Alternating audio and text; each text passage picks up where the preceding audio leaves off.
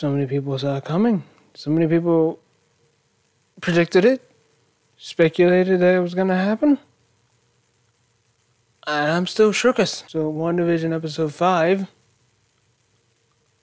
Oh gosh. This episode hit. Oh my lord. So like the episode starts and it's they're trying to just go back to the sitcom. They're just going back to the sitcom thing, it looks like. But then like a lot of people have speculated, we're going back and forth between what's happening with Sword outside and what's going on in Westview. And inside the sitcom, we find out that apparently the twins can just speed up their aging. They go from newborns to 5-year-olds to 10-year-olds in this episode. That's weird. And I noticed that they keep wearing their the color schemes of their costume. Billy is constantly wearing red with like black stripes and like something over it. And then Tommy's constantly wearing the green and the white and like the hint of blue in there. It's a nice touch. I like that. Oh gosh, I'm getting to the end. I'm getting to it. Just hang on a second. Oh gosh. And it seems like outside of Westview in the real world with Sword and everything, Hayward seems to kind of have his own agenda as to how they're gonna handle Wanda. Like he calls her a terrorist. Which isn't really what she is. I mean, yeah, there's a situation in Lagos which he brings up, and also that's the key point of the commercial in this episode. Oh gosh, that hurt. That hurt. Oh no, but no, yeah, he calls her a terrorist. When Monica ends up finds one of the drone, finds like an old drone from the '80s that can go in without being changed.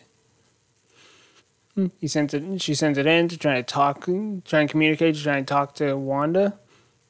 And then Hayward says, all right, take the shot. And it turns out there was a missile in that thing, which leads to Wanda herself taking it out of Westview, throwing it, hey, is this yours? Freaking get this out of here. Leave me the hell alone. You don't mess with me, I don't mess with you.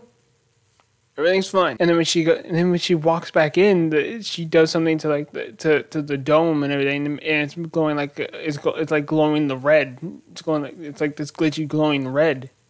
So what's that about? That's weird. What is that? What does that do? What have you done? Also, Vision's going back to work. He ends up talking to Norm, and he does the thing. Puts the fingers on the temple, and then. Like he's broken free of the mind control. He's saying he's in pain. He's scared. He's trying to communicate with his family. The homeboy's terrified. Something's going on here. Vision's breaking through. He's not being controlled. He's not being mind controlled. He doesn't know what's happening. He doesn't know what's happening, but he's not being. Wanda can't control him. Oh wait, yeah, and I forgot there was another scene where we find out there's security camera footage of Wanda walking into Sword headquarters, and apparently that's where Vision's body was. Why? Why was that where Vision's body was? That's why. Like she goes in there. That's where Vision's body was, and then supposedly she brought Vision's body out and then reanimated him. But then then Jimmy Woo asked the question that we've been asking: how did she do this without the Mind Stone? We don't get an answer. So, like, what's happening here? I'm still thinking it's something else. It's not just all Wanda. Someone else is manipulating her. Someone else who's powerful. Maybe made a deal with her. Maybe it's slight mind control. Maybe someone else is mind controlling Wanda as well. To a slight degree. Or something, I don't know. People keep saying it's Mephisto. I don't think it's Mephisto. It's not that kind of story. I don't think they're gonna bring Mephisto in here in this. If it turns out to be Mephisto, okay, fine. I was wrong. I don't care. But I don't think that's what this is. But at the end of the episode, Vision is trying to talk to Wanda, being like, I talked to Norm. and like he's yelling at Wanda. Actually, it's like a full-on fight. It's an argument. Vision's angry. He's scared. He's confused. He's pissed off. He's yelling at Wanda, saying, "Norma has a family. You can't reach him. You can't control me like you can control everyone else. You're controlling like everything. What is this? What's happening? I don't remember my life before Westview. What's outside of Westview? Why are there no children?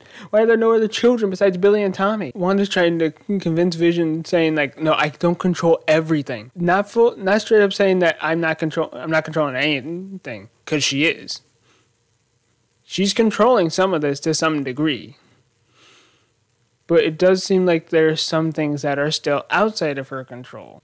So, like how Sparky the dog that they get this episode ends up dying. Also, freaking Agnes showing up at just the right moments. Weird stuff was happening with Agnes early in this episode.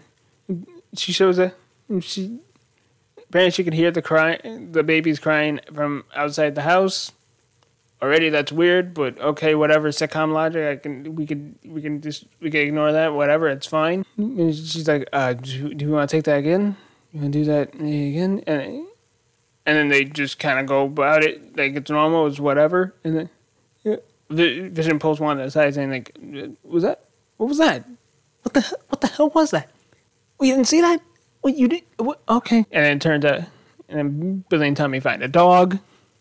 And then here's Agnes with the dog house. She just has a dog house, saying, "Oh, I saw through the window you have a dog. Here's a dog house." Well, you just had that? You just had a dog house just on you? Well, you're just walking around with that? You just have that? But then the dog ends up eating some stuff that he shouldn't eat, as some dogs do, and dog ends up dead. And Billy and Tommy are like, "You can fix anything. You can fix death." So and Wanda's saying that no, I'm not gonna. I can't do that. I can't do that. We can't reverse death. Some things are just forever. But Vision's here. Vision was dead. Now he's not. What's that about?